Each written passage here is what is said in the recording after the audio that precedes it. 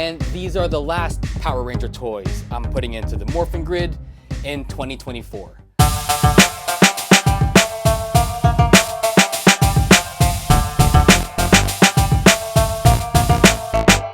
Hey, I'm Richie923 and I'm on Geek Status. I figured we close the year out with a look at the Morphin Grid and all of its updates, and I have some last additions to the Morphin Grid. A few months ago, been waiting for these to finally come in.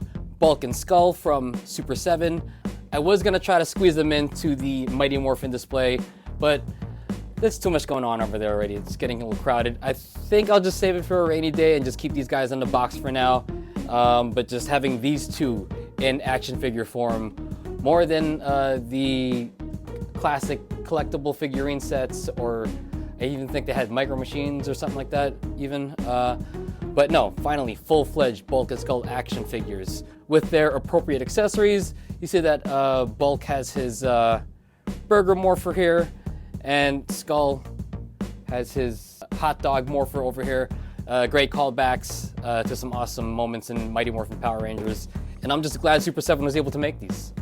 And then going on the other side of the Power Ranger fan spectrum, the Bandai of Japan Memorial Edition, the D-Sword Vega, or D-Sword Vega, released by Premium Bandai. So let's take a quick look at it here. And this is the D-Sword Vega. Awesome life-size scale here. I love the detail. You got the chain holding the dog head and kind of like a muzzle. Love that.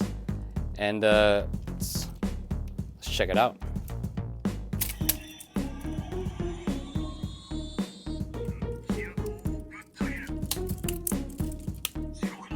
Whoa, stop yelling at me. It's got soundtrack. All right, let's not get in trouble by YouTube. La la la la la la la la la. But yeah, this is a totally awesome piece. Deca Ranger is one of my top 3 all-time favorite Super Sentai, starting with Hurricaneger, Abba Ranger, and then Deca Ranger. When I was getting into Power Rangers as an older teen, as an older adult in life, this was a Super Sentai I was also getting into. So I was able to watch the shows more often. The Super Sentai news was just fresh and exciting. So as a Power Rangers fan, getting into Super Sentai that way was just an awesome experience also. And recently, Premium Bandai has been putting out all of these awesome Memorial Edition stuff from those series. So I guess it's in its renaissance, so to speak. But so much was coming out between that and then the new version of the Fies gear. I really had to pick one, so I was always on the fence about getting this, and I was like, you know what? I've been meaning to fill up this part of the display to show one of my favorite Rangers of all time, Deca Master, or Shadow Ranger.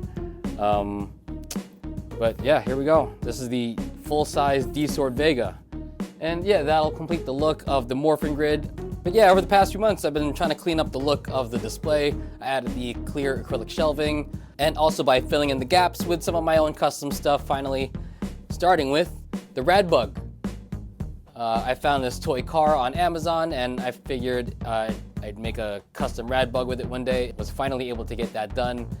And also, my own custom cutout of Sylvia from the Mighty Morphin episode, No Clowning Around, where the pineapple monster freezes Trini's cousin? Trini's niece? Trini's relative.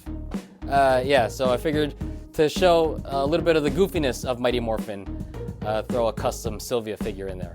And last but not least, with the help of my wife and her painting skills, we customized the very last Red Ranger in the Morphin Grid, the Cosmic Fury Red Ranger Amelia.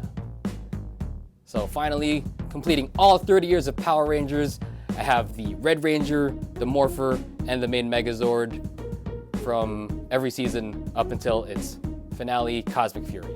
So that's 30 awesome years, just as I've run out of space, and happy to tie a bow on it all and call this the Morphin Grid. Of course, there are some things here and there, of course, I would love to get one day.